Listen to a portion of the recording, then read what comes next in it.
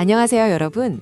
오늘은 조금 무겁지만 우리 삶에서 반드시 한 번은 마주하게 될 아주 현실적인 이야기를 해보려고 해요.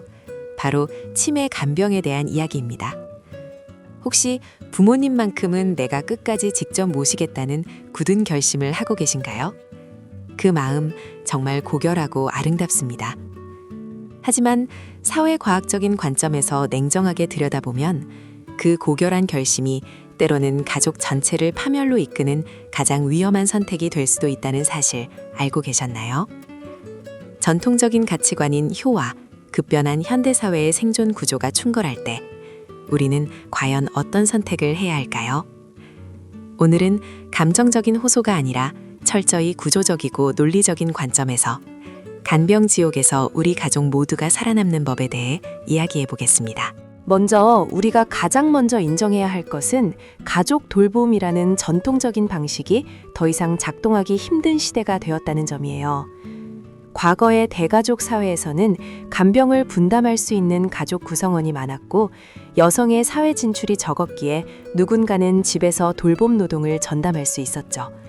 하지만 지금은 어떤가요? 핵가족화, 맞벌이 부부, 그리고 무엇보다 간병 기간이 10년, 20년으로 비어진 고령화 사회입니다. 이런 구조 속에서 개인이 모든 걸 감당하겠다는 건 댐이 무너지는 걸 맨몸으로 막겠다는 것과 다를 바가 없어요. 그래서 국가는 노인장기 요양보험 제도라는 시스템을 만들었습니다. 많은 분들이 이 제도를 이용하거나 시설에 모시는 것을 효도의 외주화라고 생각하며 죄책감을 느껴요. 하지만 관점을 바꿔야 합니다. 이건 효도를 남에게 미루는 게 아니라 치매라는 질병을 가족의 영역에서 공적 돌봄 시스템의 영역으로 편입시키는 과정이에요. 치매는 전문적인 관리와 투약, 그리고 24시간 감시가 필요한 의학적 상태입니다. 사랑만으로는 암을 치료할 수 없듯이 사랑만으로 치매 환자의 돌발 행동과 선망 증세를 감당할 수는 없어요. 전문가와 시스템의 도움을 받는 건 불효가 아니라 환자에게 필요한 전문성을 제공하는 가장 합리적인 선택입니다. 이제 심리적인 부분을 한번 들여다볼까요? 치매 간병이 정말 무서운 이유는 육체적 노동보다 정서적 소진이 훨씬 치명적이기 때문이에요. 갓난아기는 울고 떼를 써도 사랑스럽고 시간이 지나면 성장한다는 희망이 있죠. 하지만 치매는 다릅니다. 내가 알던 부모님의 인격은 서서히 사라지고 욕설을 하거나 폭력을 휘두르는 낯선 모습과 마주하게 되죠. 이런 상황에서 24시간 붙어 있다 보면 아무리 효자라도 마음속 깊은 곳에서 억울함과 분노, 심지어는 부모님이 원망스러워지는 끔찍한 감정을 느끼게 됩니다. 이때 발생하는 간병 우울증은 보호자의 영혼을 파괴합니다.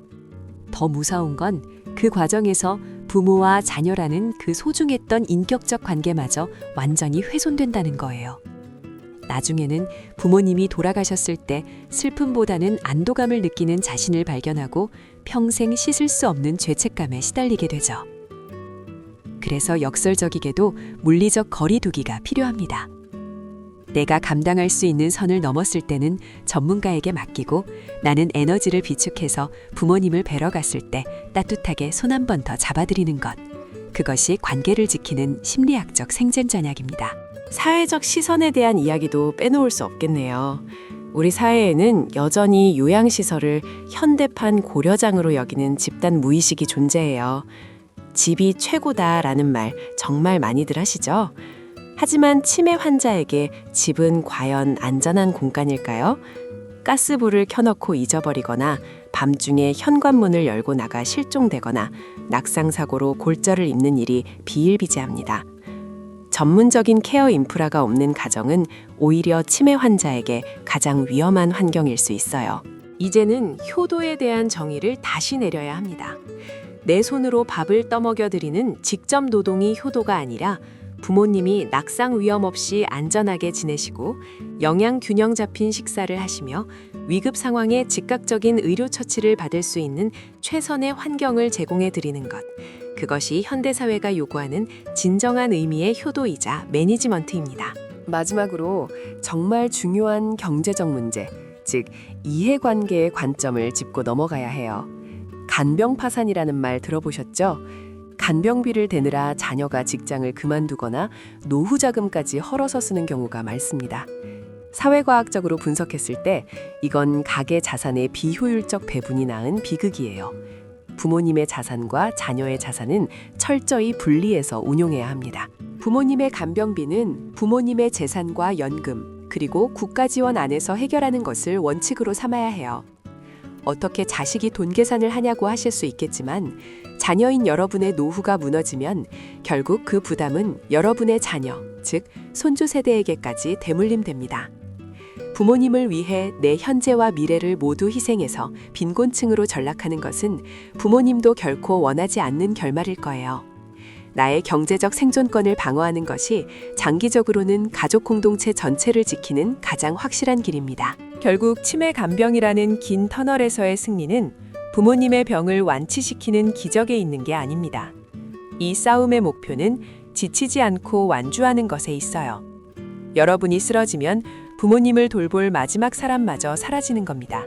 이걸 꼭 기억해 주세요. 가장 현명한 사랑은 부모님 곁에서 지치고 화난 간병인으로 남는 것이 아니라 시스템의 도움을 빌려 끝까지 부모님을 평온한 미소로 바라볼 수 있는 자녀의 자리를 지키는 것입니다. 물론 하나의 정답은 없습니다. 누군가에게는 시설이 최선일 수 있고 누군가에게는 주야간 보호센터 같은 재가복지 서비스가 답일 수 있어요. 중요한 것은 나의 희생만으로 모든 것을 해결하겠다는 그 위험한 만능주의를 내려놓는 것입니다. 지금 죄책감이라는 감정의 파도에 휩쓸려 계신가요? 잠시 그 파도를 걷어내고 냉정하게 우리 가족에게 가장 지속 가능한 형태의 돌봄이 무엇인지 계산기를 두드려 봐야 할 시점입니다. 부디 여러분의 삶과 부모님의 존엄, 그 사이에서 무너지지 않는 균형점을 찾으시길 바랍니다. 효도는 희생이 아니라 서로가 인간으로서의 품위를 지키기 위한 지혜로운 조율이니까요. 오늘 이야기가 여러분의 무거운 어깨를 조금이라도 가볍게 해드렸기를 바랍니다.